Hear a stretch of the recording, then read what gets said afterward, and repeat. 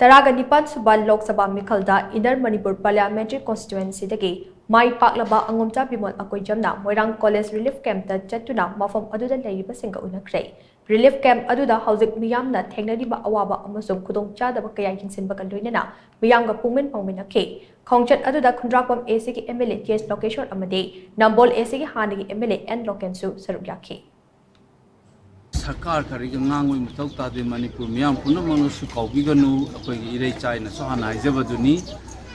miyoy bamna izat layna numayna legadaba kan saraka su izat layna chadana hingbagi punsido hingdaba irey cha paigai legi habise masida da kaubinu nganga ki rhetoric ta tauraga sidai da lan tauribani dei adugi sarkar ni adigi vote lai ni vote ni na tauri mam do madigi wang mada thamoi singna kari tawba ngamgadage khoi nai do amte yemge sidi chahi ma sumaina lega sidai hawai am cha am hawai am cha chariba khong hambam ne lega tauriba fium soiba condition maya kesuna ta da mache su yam tari amam thokpa phangde adu tawde na taw siso singang ga ki have yaw yam kai tawbira ka digai luri je Kale fu kandre fu taure